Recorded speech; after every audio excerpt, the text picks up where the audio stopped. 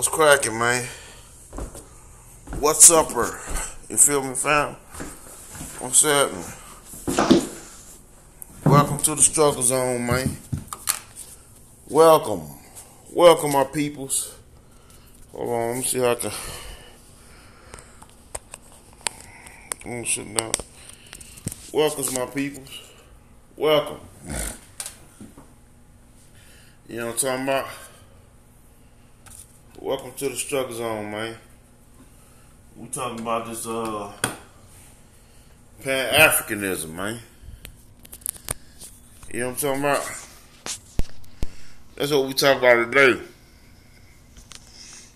Pan-Africanism. You know what I'm talking about?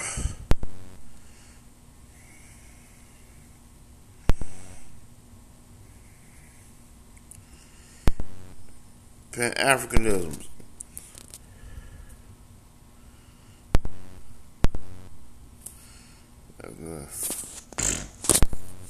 That's what we talking about, man. We talking about this Pan-Africanism, black power, and white power. You dig? You know? The reason why I say that, man, I'm not gonna be on here long, man. But I need to go. While I'm home, I got to finish the work that I got to do and look at some stuff that I have to take care of. You know what I'm talking about? So, black power, man. This is brother. Shout out to the brother. Black power banger. I want to touch on this thing, man. Listen, when we talk about Pan-Africanism, as we know it today, one of the things that we have to understand is that Pan-Africanism is essentially a romanticized ideology that really is built on white supremacy. White supremacy is embedded within an ideology and the philosophies of Pan-Africanism. Right? You probably say, what do I mean by that? Why do I say that white supremacy is embedded within black power? Well, this is why I say that. Because when you look at when we thinking logically, and we look at things from a common sense standpoint, what does Pan-African teach? Pan-African tells Black America, right? Look, it's our job to be unified with all the black people on the planet, right? It teaches us to take our resources and the things that we have and send that and go into Africa and do these things and all this whatever, right? See, how does that benefit us though? Wouldn't it benefit us to focus on where we at? And let Africans that's actually come from Africa build up Africa? They boast that Africa has the largest population of black people, right? And they have all these great things and their own countries and their own cultures and all these different things in Africa, right? But if that's the case, and if that's true, would it make more sense? Would it make more sense, logically speaking, for the Africans on the continent of Africa to be perpetuating on a mass level this whole concept of Pan-Africanism, Wouldn't it make more sense for them to do that, since they're actually Africans? But they don't. They don't do it. So why is it that we supposed to be the least amount of the population, right? What sense does it make for us to take our numbers, go all the way over there to save a whole continent of people? What sense does that make? Wouldn't it make more sense for us to stay here where we at and take care of our own shit here? That would make more sense, logically speaking. And then if you think about it, why the concept of Pan-Africanism or the Afrocentric ideology, why do you think that it has never gotten us anywhere as a people, as a group of people? Why do you think nothing has ever came out of it that sustains our people to this day? It's a bunch of feel-good rhetoric. But how come they have never succeeded at anything? I'm going to tell you why they never succeeded at anything or doing anything substantial for black people. Because it didn't come from us. It wasn't created by us. Yeah, you got a few front Negroes out there. But the concept of Pan-Africanism, the concept of taking black folks into Africa and putting Africa on this pedestal did not come from us. These Europeans came up with that concept. Europeans came up with that concept, and they got a few Negro people to support that agenda, to push that agenda. Just because you see a so-called black face as a face of something, don't mean that they're the ones running it. When Prince Hall, the dude who started Prince Hall Freemasonry, when he wanted to send people to Africa, he was doing what his masters told him to do. When you look at Paul Cuffey, when Paul Cuffey wanted to send Negroes into Africa, the European Quakers got Paul Cuffey to do that. They told him to do that. So my point is this. Just because we have a group of Negroes supporting an agenda don't mean that they're the ones who came up with it. They've always used a tactic of getting some of our own people to sell us out. Because they know naturally we don't trust white people. So what they do is they'll get some Negroes, put them out there in front, as the front man. They're doing it right now to this day. With the Al Sharptons and the Jesse Jacksons and the Rollins and the DLs. They doing the exact same shit today. That's what they did back then. For instance, like, to further prove my point, when Margaret Sanger, right, wanted to exterminate black people, she didn't come to black folks directly to do it because they knew that we didn't trust them. We had a history of not trusting them. So what they did was they went and got some bootlicking Negroes who's infatuated by white folks to push that agenda, to give them credibility, to build that trust. So now, right now, to this day, in 2016, they had a report that said that there was more black babies was aborted in New York than those that was born.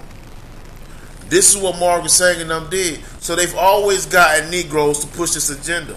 This whole Afrocentric ideology, the goddamn Africana studies, the goddamn out of Africa theory, everything that these Pan-Africans and Afrocentric folks stand on, white folks gave it to them. This is why it has never done anything, and it never will do anything substantial for the growth and development of our people. Because you cannot goddamn me win when your ideology is what white folks gave you.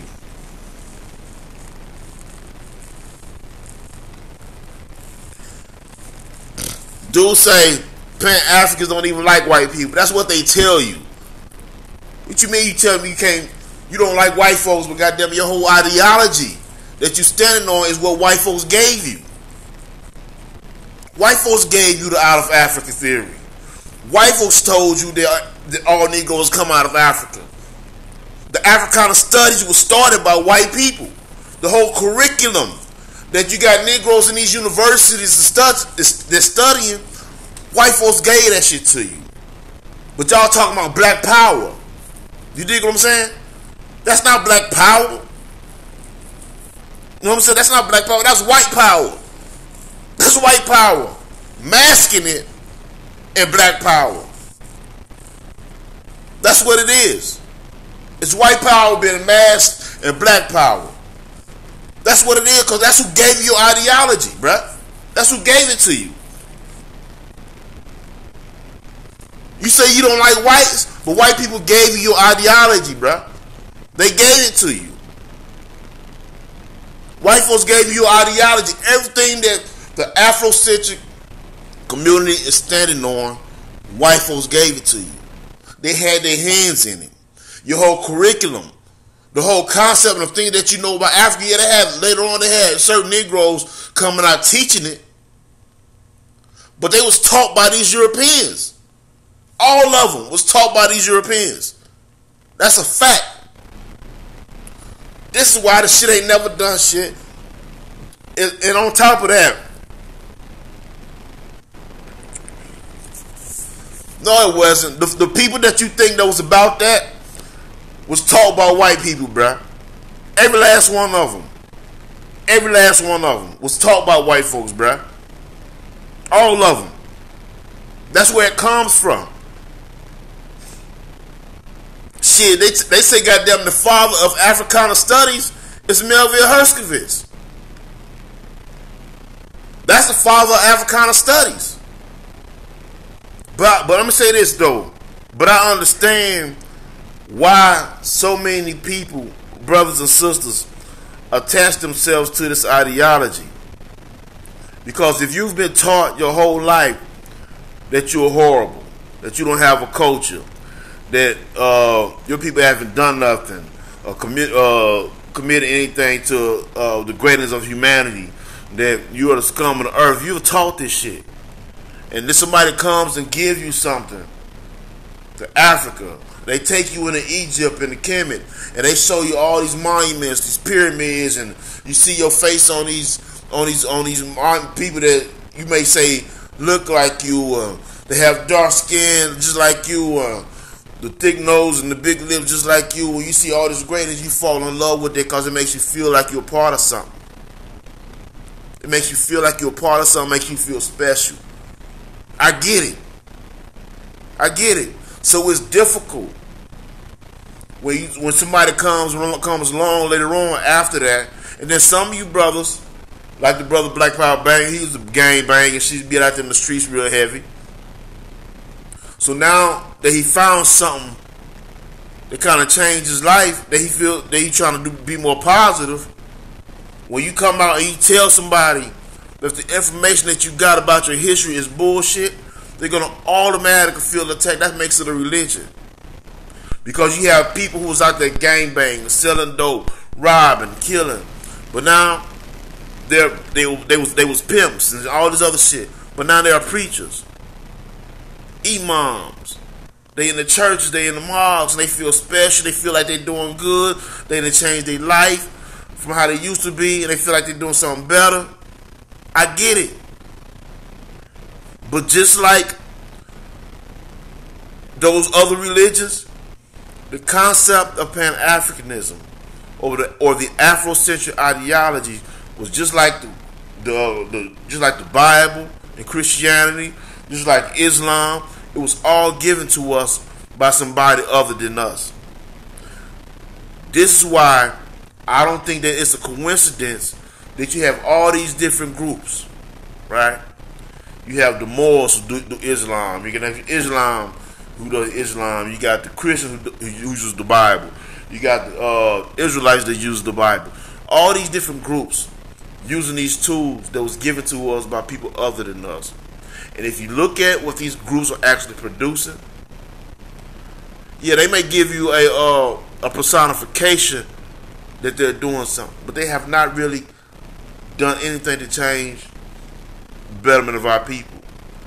And all of them technically have the same message. All of them is telling us that we come from someplace else. That's number one. But they also all are saying that we need to give something to somebody else. Let somebody else handle something. Or let me for example, the people who is into the Bible, they say we just need to come to Jesus, give everything to the Most High, and let Him handle it. The Muslim says we need to worship and pray to Allah. Allah is going to do it better. All these different groups is running to these particular ideologies. The Pan-Africans or the Afrocentric people that say, man, we just need to go to Africa. We need to return Mother Africa. Each one of those ideologies, whether it's the Pan-Africanism, whether it's Christianity and the Israelite, whether it's Islam, the Muslims, all of those ideologies, neither one of them have a plan to change the conditions of black people. Many of these organizations have been around 100 years, 200 years. And none of them have established anything. It's not about what you believe. It's not about how you feel about something. It's about the truth. It's about the truth. This is why when you talk to a Pan-African or somebody with the Afrocentric ideology, when you speak to them and you listen, you're going to know that they don't want their information challenged. They don't want to challenge. All they want to do is take shots and attack your information. But they don't want to put their information up under their microscope. They're afraid of it because this lie has been told for so long, man. This lie has been told for so long that all of us need to go to Africa, or all of us come out of the shores of Africa. Nobody can prove to you that millions of people came here. And all the people that's teaching this shit, they may have a small group of people that may practice this custom, they say that's African. Everything that people do, they want to automatically attribute it to Africa. And this is a problem. Everything that we do in America, people is going to say it's African. Why? Because they're going into everything, every research and every study they're doing with the concept that we're already African. So no matter what they find, they're going to automatically make it African. You see some Pan-Africans be online, they be burning sage and it's talking about they revering their ancestors by burning sage and all this shit here. But the concept of burning sage to cleanse the spirits and shit, that's an indigenous custom. That's indigenous to America. It was already here. See, they make everything African. We talk about our music that we produce. People say, well, the drum comes out of Africa, and that's why we have the rhythm that we have. But our rhythm is not like the rhythm that they have, that they producing in Africa. But let's deal with that. Let's deal with that though. They'll tell you that in dealing with our music, the drum originates in Africa. So we African because of that. But then when we take the time out and we go do the research, this is not what somebody believes. It's the research that we're doing. We find out that there was drums in America that predates the slave trade. I posted it a long time ago. There was drums in America that predates the slave trade. That was already here. But we got to understand, why do they always, everything we do, they want to automatically attribute it to Africa? See, Pan-Africans, they don't want this truth because it's scary. It's scary because you got to rethink how you was taught. You got to rethink how you was taught. You got to relearn certain things. So everything we do, they want to attribute it to Africa. You dig what I'm saying? And that's a problem. Why is that?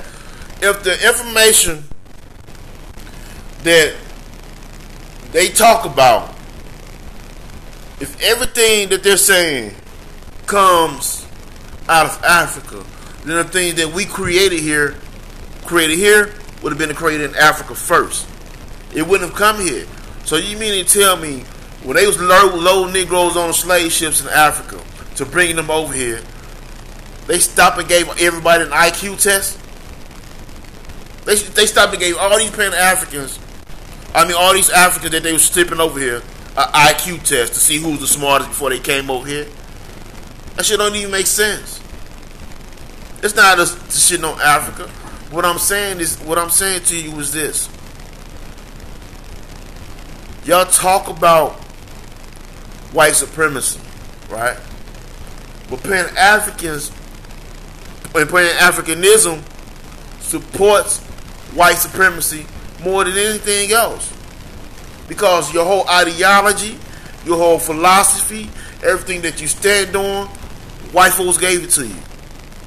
Now you got some black folks like myself and others saying, listen, brother, these folks lied to you.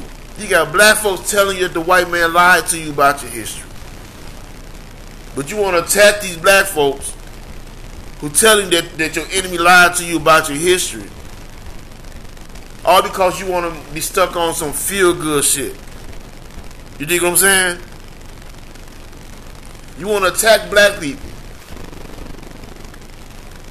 They tell you your enemy, your oppressors, lied to you about your history.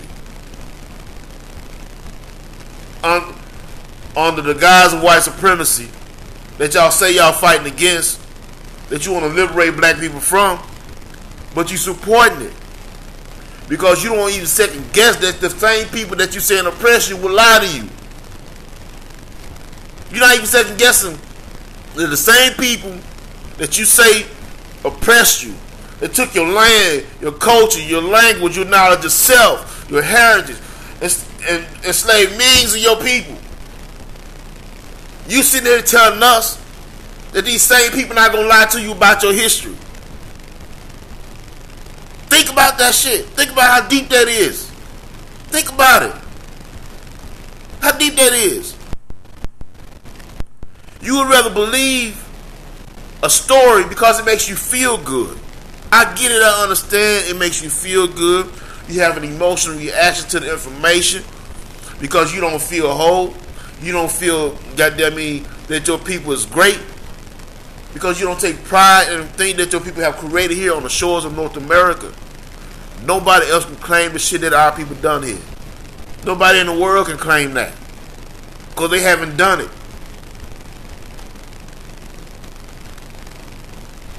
So my point is this, man. We can't continue to play these bullshit games. You know? A lot of these guys up on this Afrocentric paradigm will always talk about, well, we out here speaking truth to power. Right? But it's one thing you got to understand about power. Right? Power don't give a damn about what you say to it. Power don't care nothing about what you say to it. Power only responds when you try to destroy it or to what you're doing to it. Responds to actions, not words. So you can be out in the streets yelling all you want to. Fuck the white man. Fuck white supremacy. We need to tear down white supremacy. You feel like you're really doing something. But you're not put forth no effort, no actions to really destroy it. So while you out in the street, power is looking in a penthouse, is looking down and look at these niggas. Just look at these niggas. Sipping on their cognac, smoking their cigars. Look at these niggas down there.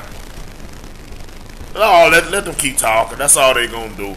That's all they gonna do. You dig what I'm saying? So man, listen. You guys talk about taking, unifying all black people on the planet. All black people on the planet need to come together. You know how fucking stupid you sound? How foolish? Why everybody else understands that there are different ethnic groups all over the planet. It makes no difference your skin tone. It makes no difference. It's different ethnic groups. And within these ethnic groups, they have many differences as well as similarities, but they have a lot of differences. And they understand that they're different. An Igbo understand that they're different from an Akan. You know what I'm saying? Or Yoruba. These are different tribes, and they know that they're different. So when you ask somebody, they're going to tell you, I'm Nigerian. But then they're going to break down the tribe that they're from, and they're going to understand that they are for their tribe and their people. We are the only people who's told that we have to be loving and fighting for everybody in the world, while our own children here is suffering. Our own children here don't have a pot to piss in. Don't have any wealth. But you want to take that wealth and take all of that energy all the way across the continent, where your people here has created the greatest fucking culture on the planet. And because you don't love that, and because you don't honor that, and you don't see no value in it, you want to take everything we do and give it to somebody else who has not gone through what we've gone through here. Everything that our people go through, we still stand up. We still stand up. And we've been through a lot. We've been through the Tulsa riots, burning the Black Wall Street. We've been through the Devil's Punch Bowl. You dig what I'm saying? We've been through massacres all over this nation. Lynchings. We've been through burning of Rosewood, building post-slavery, whatever, building goddamn thriving communities just a few years out of what we call slavery. To have highways and shit ran through them to destroy the towns. But yeah, we still in this motherfucker fighting and standing up. But a nigga who don't love theyself will try to take everything our people have done and give it to some people who didn't earn it, who don't have any blood spilled here. Our time and our energy and our resources, if we're going to build, has to be focused on our people and our people here only. Let everybody else handle their own shit. That's not our job to save every fucking body. It's to be a doormat for all these other groups. We have our own shit to take care of, man. And you should not feel ashamed in that. Don't let nobody make you feel ashamed that they're doing what the fuck you got to do for your people. And everybody who look like you was not your people. Just because they got the melanin and the woolly hair, you know what I'm saying? The big nose, lips, just because they got these so-called stereotypical features of Negroid people don't make them your people. They don't share the same customs you do. They don't share the same traditions you do. Africans, they have their own customs, they have their own traditions. There's nothing wrong with that. But we can't let people come here and make us feel less than in our own fucking home. You're not going to let somebody in your house right now to this day come in your house and disrespect you in your house. You're going to be ready to fight. I know I am. If I let you come in my house, my home, goddamn it, you disrespectful in my house, you're going to have to get the fuck up out of here. You dig what I'm saying? Because you want to be a man. If you can't be a man nowhere else, you're going to be a man in your own home. That's some shit that I was always taught. You don't let no motherfucker disrespect you in your home. And a lot of these Pan-Africans, one of the things they like to say is that we have self-hatred. You dig what I'm saying? We have a lot of self-hatred because we don't want to be African. You right? My thing is this. How is this self-hatred for us taking pride in the things that our ancestors built? All the inventions that we created. All the musical art forms that we created. all the scientists and mathematicians that came from our lineage. We're taking pride in your family enough to go out and research, travel from state to state, going to National Archives, going to your state archives, going to your county records, and finding out who your family is by name so you can document them. You dig what I'm saying? How is that hatred? It's hatred to not to honor that shit about your ancestors and to take everything that your ancestors fought and died for and to give that shit to another people who do not share your same heritage or culture. Now, in America, black people in America, we have our issues amongst ourselves. You know what I'm saying? And I brought this point up before. We have issues amongst ourselves. Sometimes we fight. Sometimes we don't always get along. But if one of us is harmed unjustly by another person, police, whatever, white police officers, race soldiers, whatever you want to call them, if this incident happens in New York, you're going to have people in the South going to raise up and raise hell about it. You're going to have black people in the South go fuss. You're going to have black people on the East Coast going to fuss about it. You're going to have black people up north going to fuss about it. You're going to have black folks in the Midwest going to be out there in them streets tearing shit up, raising hell about it. You dig what I'm saying? No other black people on the planet does that. That's why we so dangerous, bro. Because if we had just a little structure and was able to get a few things in order, a lot of shit would change. Because no other black people on the planet does that. We're the only ones who do that. We are the only ones who do that. Because we're not divided tribally. Even those of us who within the gang culture, whether you blood, crip, or whatever, yeah, that's just a small group of people. But we don't look at them any different than us still, though. We don't look at them any different than us still. They still our people. See, that's what makes us different. It makes us unique. It makes us dangerous. This is why when you go to Africa, you don't see that shit. If some bullshit is happening to some people in South Africa, West Africans is not finna be in the street raising hell about what's going on in South Africa. You dig what I'm saying? They not. If something happens in the northern part of Africa, the people in the southern part of Africa is not finna raise hells about it. They not. It's the same way with the Caribbean. If some shit's going down in Jamaica, and motherfuckers are getting bullied and taken advantage of in Jamaica, and get slaughtered in Jamaica, people in Trinidad ain't gonna say shit about it. You dig what I'm saying? People in Haiti not gonna say nothing about it. If some shit's going on in Haiti, people around other parts of the Caribbean, they're not gonna say shit about it. Well, if some shit happens in Texas,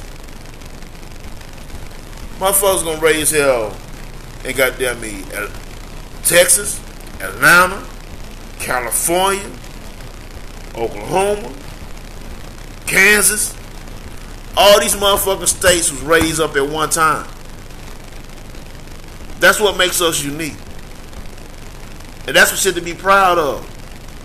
I'm proud to say, goddamn me, if something happens to me unjustly. Now, if I'm in the wrong, my people, they'll call me out on my bullshit if I'm wrong. You know, they'll get in your face and let you know you're wrong. But if some shit that happens to me, I'm unjustly, and one of these police pull me over and blow my fucking brains out, I can be confident enough that my people is going to be in these motherfucking streets raising hell about me. You dig what I'm saying? If they find out about it, they're going to raise hell about me. They're going to bring some light to it. But these guys want to be African. If they go over there to West Africa and get killed, ain't nobody in goddamn South Africa gonna say shit about you. They don't give a damn about you if something happens to you. But something happened you here? You from our lineage? You from this soil? You can have a whole motherfucking country to raise up over you, man. But these guys don't want to be proud of that. They want to be proud and take other people's culture and place it above their own. That's one of the rules of being off code, man. That's one of the rules of being off code. You don't never put up somebody else's culture above your own. Period. Fuck who don't like it. You always honor your culture, put your culture above everybody else. Because that's what everybody else does. We have the greatest culture on the planet. Nobody is trying to mimic Africans and be like Africans. They dress like Africans. No. Putting cornrows and shit in their head. That's our culture. That's our culture. American culture. I mean, I got a point to make too, right? I've been meaning to ask y'all this, right? I'm meaning to bring this up too. When you go into other Aboriginal cultures, whether it's in Africa, whether it's in Australia, when you go into these areas, right? When you go into these areas, even if you go into China and stuff like that, right? In Asian countries or whatever, right?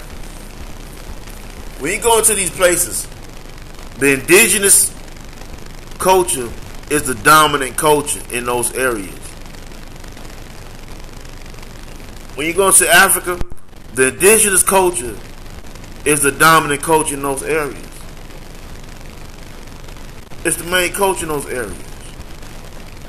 When you go to Australia, the main culture, although it's not as publicized or it's not that large, the Australian Aboriginal culture is the dominant culture in that area. When you go to Asia, and China, Japan, you're going to see Chinese and Japanese, their culture is the dominant culture in those areas. These are all indigenous people, though, to that particular area. Right? So when you come to America, the dominant culture in America is what we call Black American culture. It's the dominant culture. Bar none. The foods that we eat is the dominant food that's been eaten in America. That's been eaten here. People call it soul food, but that's the dominant culture. The music. Our music is the dominant culture here. Our clothes and where we dress is the dominant culture. Now, we're not controlling the institutions, but the cultures. The culture, the main culture here is the culture that our people created. So why is it that if the so-called Native Americans are the original people here in the U.S., how come their culture don't dominate? How come our culture is the one that's dominant? You don't see that shit nowhere else. You don't see it nowhere else. You go to Haiti, the indigenous people of Haiti, which is black people, their culture is the dominant in Haiti. You go to South America, culture is the dominant. It's indigenous people. Right? So what I'm saying, y'all, it's the same way here. We got to understand, man, look. We've been through a lot of bullshit. But that don't mean that because we've been through some shit, we just accept anything somebody tell us. The whole Afrocentric ideology bullshit, it's just crazy. No, so and they have a habit too. They'll say something, but they can't defend their argument. I was watching the bill with the brother AP and OHF, right? That fucking moron. And they was discussing debate topics, right? Now on OHF's page, he goes in and try to say, well, Negro means African. He says that a lot, although that's bullshit. Negro don't mean African. But He says that's what he said. So when they had a discussion and they was talking, the brother AP said, "Let's debate that. Let's make that part of the talk." No, he don't want to do that. He don't want to debate that though. It's not the first time dude has done that. He'll get on people's channel pages and he do all this shit talking on his channel with his pseudo ass sources that he be using. But then when he's challenged on it, he don't want to debate it. You dig what I'm saying? It was another time, because he didn't want to debate the Negro topic about that. He don't want to debate it. But on your page, you making these statements, and now that somebody's testing you on your information, now you don't want to deal with it no more. Now you don't want to deal with it no more. Right? So, at another time, I might have been the dude Truth or whatever, and he talked a lot about the Caribbean on his page, and with the polls trying to connect us, the Caribbeans to Africa and all this shit, right? So on one of AP's live, he was tested on that. Like, say, man, you saying that this Caribbean culture is African or some shit? Let's deal with that. No, I don't want to deal with that. No, I don't want to deal with that. See, they never want to put their shit up under the microscope and deal with the information, because they know it's some bullshit. If you really believe in what you stand on as out of African theory, what's all the lies for? What's all the goddamn being hesitant when somebody challenges your information? Why not deal with it when we got people right in front of your face ready to deal with the information? You don't want to do it because you know that shit not going to hold weight. They don't want the shit up under the microscope. This is why, if you look in the conscious community, right, all these different groups, everybody's ideology has been put to the test. Whether you agree with it or not, all of their ideologies have been put to the test. For example, the Moors, their doctrine has been tested. You had the dude South Sudan Seti, he debated Aline Bay, trying to debunk the Moors. You got the brother Dr. Ali Muhammad debating Lord Albert on the Moors. You had goddamn me brother Reggie with a failed attempt. He got beat up by Sharif Bey. You got the Israelite doctrine. You got the brother Polite debate the Israelite doctrine. Cesaria. You had several Israelite dudes debating their information. Put it up on a microscope. You had the goddamn Christians had their information tested and debated, and each one of these different groups stood up and defended their position. Whether you agree with them or not is irrelevant. I don't agree with none of that shit. But everybody's doctrine has been put up under the microscope and have been tested. Right? You ain't got to agree with it. But when it comes to the Pan-African ideology, when it comes to the Afrocentric ideology, or the validity of the transatlantic slave trade and how things were told to and how things had occurred, and how the education system had misled us with these things. Now, that particular doctrine has never been tested. It has never been put on a microscope. These dudes don't even want to have that debate. They don't even want to have it. The brother Ali Muhammad been trying to get them dudes to debate that shit since 2015 at least, to disprove this Afrocentric bullshit. They don't want to debate it. They'll come out and debate a Christian in a heartbeat. They'll come out and deal with a goddamn Israelite in a heartbeat. But they not getting on no stage yet. Eventually, we're going to force their hand, though. They're not getting on no stage to debate this fucking Aboriginal information and compare it with this Afrocentric information. They're not going to do it. Because people been trying to get them, they don't want to do it. They don't want to deal with that information. Because it's not like dealing with religion, or somebody dealing with the Bible or the Quran. Even Islam been tested. It's not the same when you're dealing with the Aboriginal information. See, when you're dealing with the Bible, and they debating religion or the Israelite doctrine, the Israelites can't prove whether Jesus or the other people in the Bible existed. But at the same time, the conscious community or the Pan-African Negroes, they can't prove that he didn't exist. So what happens is, it becomes a circular argument. So they can just talk in circles all day, and nothing will ever get resolved. I brought this point up before, but when you're dealing with the Aboriginal information, this shit is a whole different beast. See, you can't talk in circles. You got to provide documentation. You got to bring up primary sources to support your argument and support your information. You can't just read a book from an author. You got to bring up primary sources and primary documentation. See, with the Israelite doctrine or the Christian thing, you won't have to do all that. Everything is based on belief or hearsay. You know what I'm saying? It's talking about something that nobody can actually prove.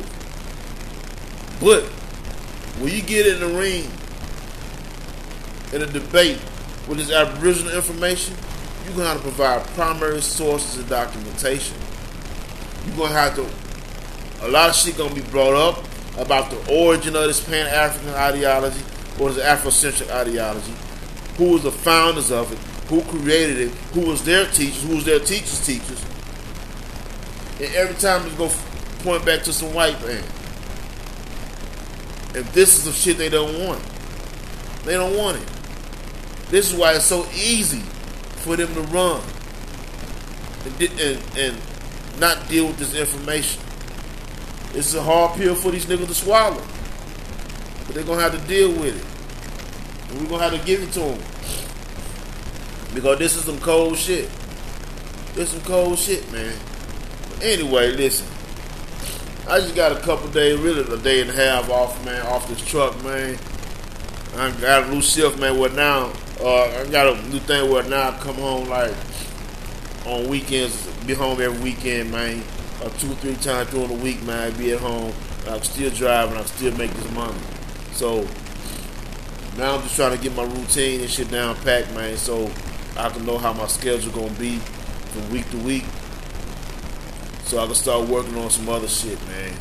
And try to see if I can at least do my part in this fight that we got to do, man. And listen.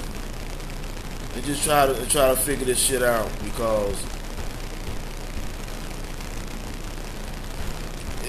man, listen, it's so much shit that we gotta do, and in order to get shit done, man, we need people they got common fucking sense, who's not emotional and all this shit, man. So, I'm just trying to do my part, man, and see what we can put together and what we can get done, man. But shit is crazy, man. Anyway, man, I want to thank y'all for showing up, man, and spending this old time with me this evening.